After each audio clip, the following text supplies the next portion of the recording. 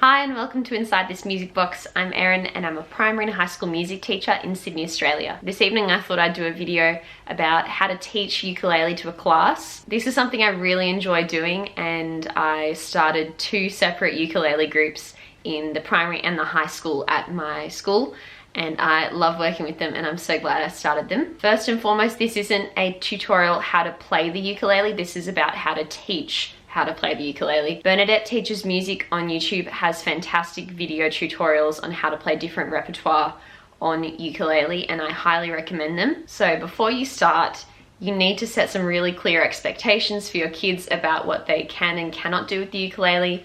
They are very small instruments and so they can get broken very easily. Usually schools have pretty low quality ukuleles that they use because they need to buy a whole lot of them to work for a class. So the expectation with your kids needs to be that they need to be really gentle. They need to not play when you're speaking. They need to strum gently. They need to not pick it up and try and hit their friend with it, because I've seen that happen too. And ensure that the ukulele gets taken away if kids are using it inappropriately, because I do remind my kids they're very lucky to have access to the instruments, and if they can't treat them properly, they don't get to play them. So something that I mentioned in my music teacher skills video is that you need to be able to tune instruments really quickly, and in the case of ukuleles, you need to be able to tune them to G, C, E, and A very quickly and reasonably accurately. How I tend to approach it is that I have the students all go get their ukuleles and start practicing, but if any of them think it sounds wrong, they come to me. I'll stand near the piano so I can reference back to my starting note,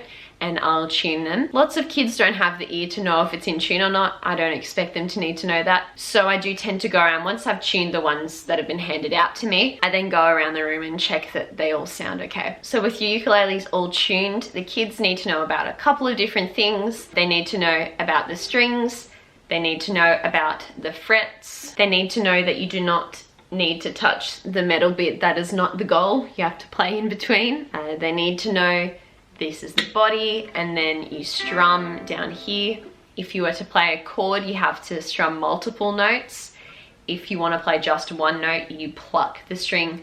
That's all like the basic stuff you need to go through with them before they start playing. Another thing I like to do is to teach them to remember that their first finger is actually their pointer finger, 1, 2, 3, and 4. So that way when I'm telling them what finger they need to move to what fret, they know which finger I'm talking about, because often the difference between kids being able to comfortably play the chord and change cohesively between other chords is by using the correct fingers. So the first thing I would do is pop my ukulele chord poster up on the board so the students can see the shape of it. I sell these on my Teachers Pay Teachers. I made them for my own use, but I shared them on there, and it has every single ukulele chord you probably will need to play in the classroom and more. And it has lots of different colors for you to choose from, so I'll link that below if you'd like to purchase it. Then I would take them through what finger needs to go on what string. Students who are very visual learners will be able to look up at the poster and figure it out. They have the numbers for what finger should be used. Others need to hear me say it out loud. I would say for a G chord, for instance, put your first finger on the second string on the second fret, and I wait till they all have figured that out and I can look around and check. Sometimes get them to hold it up and show me. I then say, you put your second finger on the second fret on the bottom string, so the one closest to the floor, and I get them to show me as they go along, and then your third finger on the third fret of the third string. You can go around and have each kid strum the chords so you know that they can play it, or you can split into larger groups and you can have group A versus group B. Sorry, it just got really dark so I had to turn on my lights. Also make sure your students know the difference between a down strum and then an up strum. When they're doing an up strum, that they're either using their pointer finger or the back of their thumb. So they're either strumming up like this or like this.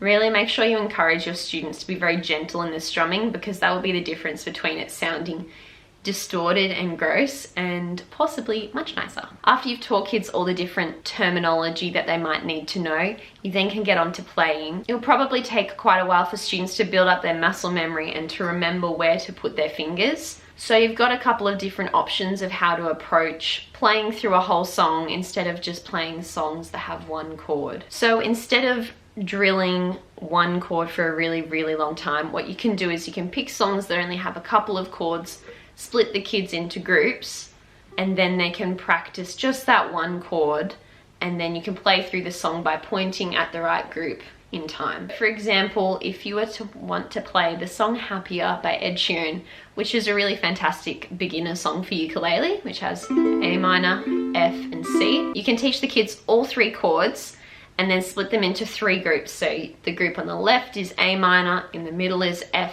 on the end is C, and you can point to them so that they do it at the right time, and then rotate the group. So rotate what chord they play so that they get experience of playing all of them. They get to know the sound of where the chords come in, but they don't necessarily have to change really quickly between them. So I'm gonna go through a couple of things that I use to differentiate when teaching ukulele, because in my classes, when I've taught it to year 7, for instance, some kids already play guitar or they've played ukulele a bit before, and I don't want them getting bored. So there are a couple of ways that you can adapt the same repertoire so that students can be challenged while the rest of their class is still learning the basics. So when you're learning a new song, the 2 things you need to consider when you start off is the tempo that you learn it at. I'd encourage you to learn it at a much slower tempo and using only 1 strum per chord. This means that students have as much time as possible that they need to remember where to put their fingers and to get them on there before they strum. As kids become more confident, you can bring up the tempo of the song. So this is where the differentiation first comes in, is with the tempo. Students might come to you and say, I can play the whole song, what do I do next? And often once they show you, their changes between chords are actually quite slow, they're maybe not in time. So that's when you tell the kids to work on making sure their chord changes are on the right beat and that they're playing at the right tempo. So work on increasing their tempo as they get more confident. The next thing that I suggest they move on to is adding more strums per chord. At this stage, I'd only use down strums. It's much easier for kids to do. They get less confused and they can concentrate on their actual chords. Once kids could do the 2 strums each, that's when I would start incorporating some down and up strums. So I'd have them, instead of doing all down, I'd have them go down, up,